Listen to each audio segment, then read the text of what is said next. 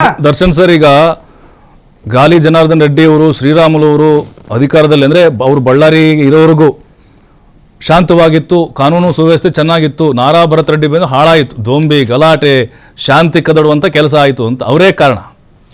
ನೋಡಿ ಸರ್, ಮೊದಲಿಗೆ ಗಾಲಿ ಜನಾರ್ದನ್ ರೆಡ್ಡಿ ಯಾವುದಕ್ಕೆ ಕುಖ್ಯಾತಿಯನ್ನು ಪಡೆದವರು ಅನ್ನೋದನ್ನ ನಾವು ತಿಳ್ಕೊಬೇಕು. ನಾವು ಕೇಳ್ತಾ ಇದ್ವಿ ವೀರಪ್ಪನ್ನು ಮರಗಳ್ಳ ಅಂತ ಹೇಳಿಬಿಟ್ಟು. ಆದರೆ ನಮ್ಮ ತಾಯಿ ಭುವನೇಶ್ವರಿಯ ಮಣ್ಣನ್ನ ಕಳ್ಳತನ ಮಾಡಿ ವಿದೇಶಕ್ಕೆ ವ್ಯಾಪಾರ ಮಾಡಿ ಈವನ್ ಟುಡೇ ಆರೋಪ ಸಾಬೀತಾಗಿ 3 ವರ್ಷಗಳ ಕಾಲ ಜೈಲು ಶಿಕ್ಷೆಯನ್ನ ಅನುಭವಿಸಿ ಬಂದಿರತಕ್ಕಂಥ ಮಹಾನುಭಾವರು. ಮಾನ್ಯ ಯಡಿಯೂರಪ್ಪ ಸಾಹೇಬರು ಬಳ್ಳಾರಿಗೆ ಒಂದ್ಸರಿ ಹೋಗ್ತಾರೆ ಸರ್. ಅವರು ಹೋದಾಗ ಅವ್ರಿಗೆ ಅವಮಾನ ಮಾಡಬೇಕು ಅಂತೇಳಿ ಜಿಲ್ಲಾಧಿಕಾರಿಗಳಿಂದ ಗೌರವ ಕೊಡೋ ಶಿಷ್ಟಾಚಾರವನ್ನ ಅವ್ರಿಗೆ ಕೊಡೋದೇ ಇಲ್ಲ, ಅಪಮಾನಿಸುವಂತ ಕೀರ್ತಿ. ಇದೇ ಯಡಿಯೂರಪ್ಪ ಸಾಹೇಬ್ರನ್ನ ಜೈಲಿಗೆ ಹೋಗೋದಕ್ಕೆ ಮತ್ತೆ ಅವರಿಗೆ ಕಿರುಕುಳ ಕೊಟ್ಟಿರ್ತಕ್ಕಂಥ ವ್ಯಕ್ತಿ ಸರ್. ಏನು ಬಳ್ಳಾರಿ ಬಹಳ ಶಾಂತವಾಗಿತ್ತಂತಲ್ಲ ಸರ್. ಬಳ್ಳಾರಿಯ ನಗರಸಭೆಯ ಮಾಜಿ ಅಧ್ಯಕ್ಷೆ ಪದ್ಮಾವತಿ ಯಾದವ್ ಅವರ ಕೊಲೆಯ ಹಿಂದೆ ಯಾರಿದ್ದರು? ಕುಡಿತಿನಿ ಹೋಬಳಿಯ ಏಳುಬಿಂಚಿ ಎನ್ನುವಂತಹ ಗ್ರಾಮದ ವಿರೂಪನ ಗೌಡ ಎನ್ನುವ ವ್ಯಕ್ತಿಯ ಕೊಲೆ ಹಿಂದೆ ಯಾರಿದ್ದರು? ಮಾಜಿ ಸಚಿವರು ಅನಿಲ್ ಲಾಡ್ ಅವರ ಕಾರಿಗೆ ಬೆಂಕಿ ಇಟ್ಟವರಾರು?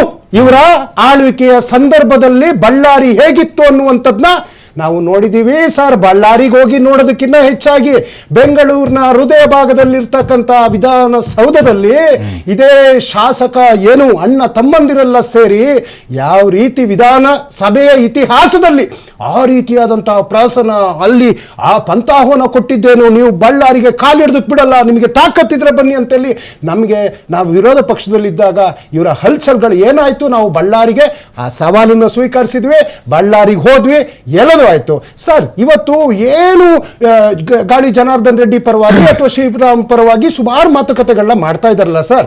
ಆಮೇಲೆ ಬಂಧನದ ವಿಚಾರ, ಇವತ್ತು ನಮ್ಮ ಕಾಂಗ್ರೆಸ್ನ ಒಂದು ಸುಮಾರು, ನಾನು ಈಗ ಸುದ್ದಿ ಅಂತ ತಿಳಿದುಪಟ್ಟಾಗೆ ಅರೌಂಡ್ ಒಂದು 10 ಜನ ಬಂಧನ ಆಗಿರುವಂತದ್ದು. ಅವ್ರು ಯಾರ್ಯಾರು ಗನ್ಮ್ಯಾನ್ಗಳಿದ್ರು ಬಂಧನ ಆಯ್ತು ಸರ್. ಸರ್ 3 ದಿನ ಬೇಕಾದ ಸರ್ ಗನ್ಮ್ಯಾನ್ ಹಿಡಿಯಕ್ಕೆ, ಗನ್ಗಳನ್ನು ಹಿಡ್ಕೊಂಡ್ರಂತೆ, ಗನ್ಮ್ಯಾನ್ ಸಿಕ್ಕಿರಲಿಲ್ಲ ನಿಮಗೆ. ಬಂಧನ ಆಗಿದೆ, ಈಗ ಬಂಧನ ಆಗಿದೆ ಸರ್. ಕೇಳಿ, ಇವತ್ತು ಮೊನ್ನೆ ದಿನ ಶ್ರೀರಾಮುಲು ಅವ್ರ ಜೊತೆ ಜನಾರ್ದನ್ ರೆಡ್ಡಿ ಅವ್ರ ಜೊತೆ ಏನು ಹಿಂದೆ ನಗನಗುತ್ತಾ ಕೂತಿದ್ದಂತಹ ಒಬ್ರು ಯುವತಿ, ಒಬ್ಬ ಯುವಕ, ಅವತ್ತಲ್ಲಿದ್ದವರು ಆರ್ ಅಶೋಕು ಮತ್ತೆ ಅವರ ಸಂಘ ಬಂದ ತಕ್ಷಣ ಏನು ಟೊಮೆಟೊ ಸಾಸ್ ಹಾಕೊಂಡು ಒಂದು ಬ್ಯಾಂಡೇಜ್ ಮೆತ್ಕೊಂಡು ಕೂತ್ಕೊಂಡ್ಬಿಟ್ಟು ನಾಟಕ ಆಡಿದ್ರೆ ಈ ಸರ್ಕಾರಕ್ಕೆ ಜನಗಳಿಗೆ ಗೊತ್ತಾಗಲ್ಲ ಅನ್ಕೊಂಡಿದ್ದೀರಾ? ಕಾಂಗ್ರೆಸ್ ಕಾರ್ಯಕರ್ತರು ಕೂಡ ಬೋಗಸ್ ಒಂದ್ ನಿಮಿಷ ಕೊಡಿ ಸರ್. ಸತೀಶ್ ರೆಡ್ಡಿ ಕಣ್ಣು ಇಷ್ಟಪ್ಪ ಓದಿದೆ, ಕಣ್ಬಿಟ್ಟು ನೋಡಿ. ಆತನಿಗೆ ಎಷ್ಟು ಏಟ್ ಬಿದ್ದಿದೆ, ಬಳ್ಳಾರಿ ಆಗಲ್ಲ ಅಂತೇಳಿ ಆತನ ಬೆಂಗಳೂರಿಗೆ ಕರ್ಕೊ ಬರುವಂತ ಕೆಲಸ. ನಮ್ಮ ರಾಜಶೇಖರ ರೆಡ್ಡಿ ಕಾರ್ಯಕರ್ತ ಒಬ್ಬ ಮೃತ ಆಗಿರ್ತಕ್ಕಂಥದ್ದು ಅಷ್ಟೇ ಸತ್ಯ. ಈಗ ಎದುರುಗಡೆಯಿಂದ ಕಲ್ಲುಗಳು ಬಂದು ಬಿದ್ದಿರೋದು, ಎದುರುಗಡೆಯಿಂದ ದೊಣ್ಣೆಗಳಿಂದ ದಾಳಿಯಾಗಿರೋದು, ಮಾರಣಾಂತಿಕ ಹಲ್ಲೆ ಆಗಿರೋದು ಬಿಜೆಪಿ ಆಗ್ಬಾರ್ದು, ಅವ್ರಿಗೂ ಆಗ್ಬಾರ್ದು, ನಾನು ಅದನ್ನ ಒಪ್ಪುದಿಲ್ಲ. ಆದ್ರೆ ಒಂದು ತರಚಿದ ಗಾಯ ಇಲ್ಲ, ಏನಿಲ್ಲ. ಶ್ರೀರಾಮುಲು ಆ ಗಲಾಟೆ ಮಧ್ಯೆ ಹೊಡೆಯೋದಕ್ಕೆ ನುಗ್ಗಿ ಬರ್ತಾ ಇರುವಂತ ವಿಡಿಯೋಗಳು ನಾವು ಇಲ್ಲೇ ನೋಡ್ತಾ ಇದೀವಿ. ಏನೋ ಒಂದು ಪ್ರಕರಣದ ದಿಕ್ಕು ತಪ್ಪಿಸೋದಕ್ಕೆ ನೀವು ಹೋಗ್ತಾ ಇದೀರಲ್ಲ, ಇದು ನಿಜವಾಗ್ಲೂ ಜನ ಬುದ್ಧಿವಂತರಾಗಿದ್ದಾರೆ, ಜನ ಅರ್ತಿದ್ದಾರೆ.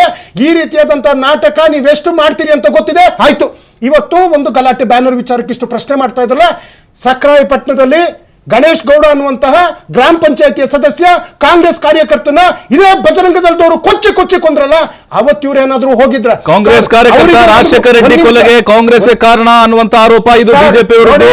ಅಲ್ಲಿ ಅವರ ಸರ್ ನೋಡಿ, ಮೇ ಬಿ ಮಿಸ್ ಫೈರ್ ಆಗಿರ್ಬೋದು, ತನಿಖೆ ಆಗ್ತಾ ಇದೆ.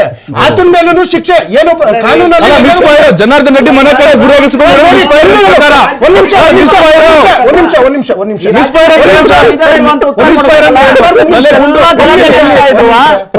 ಒಂದ್ ನಿಮಿಷ ಸರ್. ಇವತ್ತು ಕಲ್ಲುಗಳು, ದೊಣ್ಣೆಗಳು, ಅದೆಂತದೋ ಪೆಟ್ರೋಲ್ ಹಾಕಿರೋದು ಅವೆಲ್ಲ ಬಂದು ನಮ್ಮ ಕಾರ್ಯಕರ್ತರ ಮೇಲೆ ಗನ್ಮ್ಯಾನ್ ಇಟ್ಕೊಂಡಿದ್ದಾನೆ ಸತೀಶ್ ರೆಡ್ಡಿ. ಆತನ ತಲೆಗೆ ಕಲ್ಲು ಬಂದು ಬಿದ್ದು ಆತ ಜೀವನ ಮರಣದ ಬಗ್ಗೆ ಹೋರಾಟ ಮಾಡ್ತಾ ಇದ್ದಾರೆ. ಆತನ ಅಂಗರಕ್ಷಕರು ಏನಾದ್ರು ಹಬ್ಬಕ್ಕೆ ಇಟ್ಕೊಂಡಿರೋದು ಅಥವಾ ದೀಪಾವಳಿ ಪಟಾಕಿ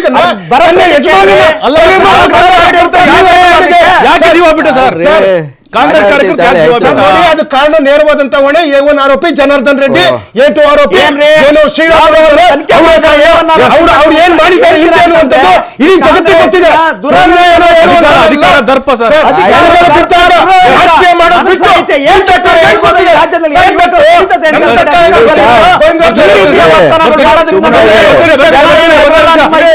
ಇಬ್ರು ಸುಮ್ನಾಗ್ರಿ. ಆಯ್ತು ಬಿಡ್ರಿ, ಸಾಕು ಹೇಳಿ ಸಾಕು ಬಿಡಿ. ಅಲ್ಲ ಸರ್, ಈಗ ಅಲ್ಲ ಸರ್, ಅಲ್ಲಿ ಪ್ರಾಣ ಹೋಗಿದೆ. ಅವ್ರು ಹೇಳ್ತಾವ್ರೆ, ಸಾಕು ಅಂತ ಹೇಳ್ತಾವ್ರೆ. ಅಂದ್ರೆ ಜನಾರ್ದನ್ ರೆಡ್ಡಿ ಗುಂಡಿಟ್ಟು ಹೊಡೆದ್ರ ಅವ್ರ ಕಣ್ಣಿಂದ ಬಂದಿರೋದಾ?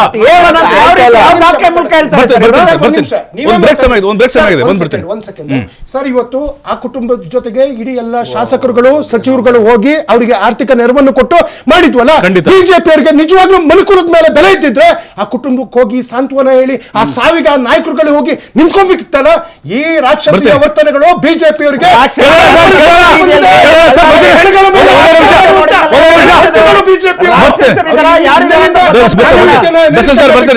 ಒಂದೇ ನಿಮಿಷ,